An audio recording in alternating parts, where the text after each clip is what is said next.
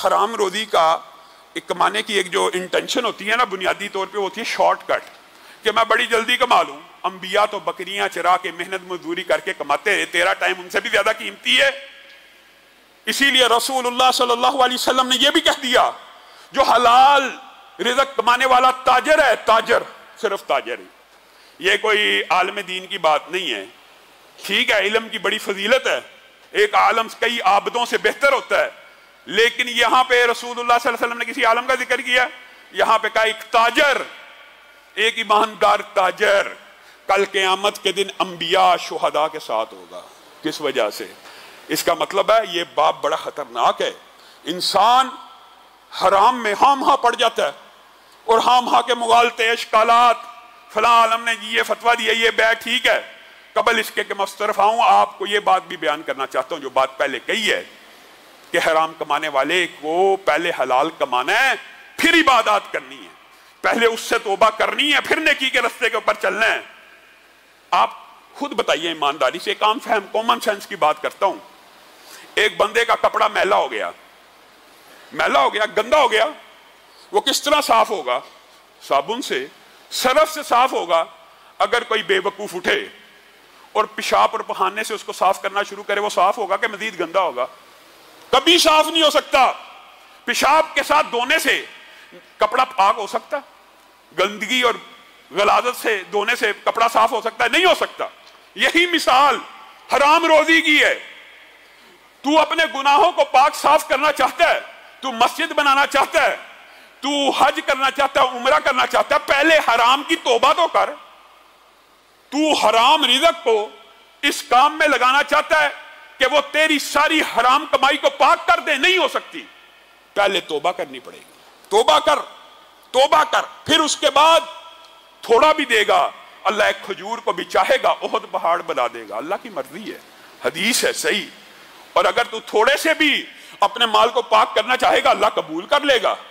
लेकिन अगर तू सूद के ऊपर खड़ा है, सूद नहीं छोड़ रहा, मस्जिद बना रहा है, सूद नहीं छोड़ रहा, दीन के काम कर रहा है, सूद नहीं छोड़ रहा, हज कर रहा है, और ये समझता है ये पैसा मेरे ये गुनाहों को मुआफ करवा रहा है, नहीं करवा रहा। और इसकी बात, ये बात मैं अपनी तरफ से नहीं कहता, कोई बात भी किसी की दुनिया में हुज्जत नहीं है। हुज्जत सिर्फ एक है, वो वही इलाही है। और वही इलाही की दो किस्में हैं, या अल्लाह का कलाम है या रसूलुल्लाह का फरमान है। रसूलुल्लाह सल्लल्लाहु अलैहि वसल्लम ने फरमाया, एक बंदा खाना काबा के अंदर खड़ा है। कहां खड़ा है? खाना काबा के अंदर खड़ा है। किस हालत में खड़ा है?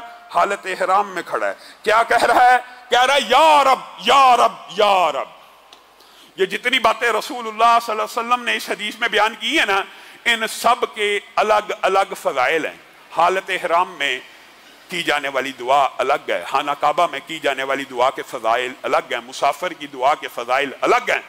बाल परगंदा है, बाल उजड़ चुके हैं, खाना काबा के अंदर खड़ा, ये सारी जो बातें हैं, ये जो तीन बातें रसूलुल्लाह ने पहले बयान की, ये तीनों दुआ की कबूलियत के असबाब में से है। मुसाफिर हो, दुआ कबूल होती है। हालत इहराम में हो, दुआ कबूल होती है। खाना काबा में हो, दुआ कबूल होती है। फिर चौथी बात क्या की? या रब कह के पुकारा। अल्लाह अकबर।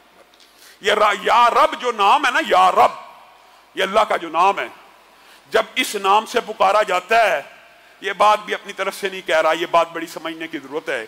जब इस नाम से पुकारा जाता है तो रब फिर ये नहीं देखता पुकारने वाला मुस्लिम भी है, पुकारने वाला काफिर है। कोई अल्लाह ताला इस चीज की भी तमीज नहीं करता कि यार रब कह के जब पुकारा जा रहा है तो क्या पुकार और निदा देने वाला सिर्फ मुसलमान है तो अल्लाह ने सुननी है? नहीं, ये अल्लाह का एक ऐसा सिफाती नाम है मखलूक में से, जो कोई इस नाम के साथ रब को पुकारता है, रब उसकी दुआ को कबूल करता है। और ये बात भी अपनी तरफ से नहीं है, कुरान पाक की आयात भी हैं। ये एक अलग मौजू है, लेकिन सिर्फ एक मिसाल देके अपनी बात को आगे बढ़ाऊंगा।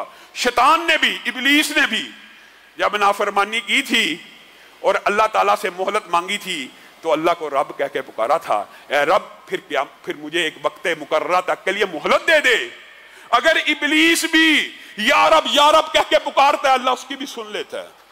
ये बंदा खाना काबा के अंदर खड़ा होकर या रब कह रहा है, और रसूलुल्लाह सल्लल्लाहु अलैहि वसल्लम ने फरमाया, इसकी दुआ कैसी सुनी जाए? इसकी दुआ कैसे सुनी जाए? इसकी दुआ कैसे सुनी जाए? इसका खाना भी हराम का, इसका पीना भी हराम का, इसका जो लिबास है वो भी हराम का, इसकी दुआ को अल्लाह रब्बुल इज्जत कभी नहीं सुनेगा। ये हराम की इतनी सख्त वईद है। नबी करीम सल्लल्लाहु अलैहि वसल्लम ने फरमाया, अगर 10 दिरहम का एक लिबास बंदे ने पहना है, उसके अंदर 9 दिरहम हलाल के हैं और 1 दिरहम हराम का है, इसकी इबादत नफली हो या फर्जी हो, अल्लाह माफ फरमाए, नफली हो या फर्जी हो, अल्लाह को कोई जरूरत नहीं इसकी इबादत की।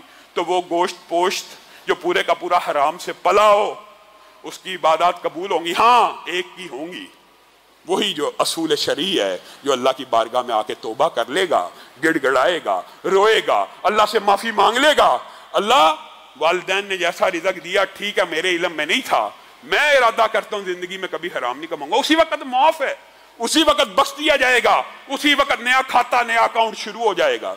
लेकिन अगर ये बंदा समझता मैं हराम भी कमाई जा रहा हूं और साथ साथ नेकियां भी करी जा रहा हूं, कबूल होंगी नहीं। आज इरादा कीजिए, एक तो जिन जिन लोगों के माल देने हैं, एक तो इरादा और नीयत कीजिए उनके वापस करने हैं, फिर दूसरा इरादा ये कीजिए, अल्लाह अगर कारोबार के अंदर रत्ती बराबर भी हराम का कोई अंसर शामिल, आज से छोड़ने का इरादा करता हूं। जो बंदे छोड़ने का इरादा करेंगे, अल्लाह ताला एक तो तकदीर का बाब है आपके सामने रख दिया, अल्लाह ताला उनके लिए आसानियां पैदा करेंगे।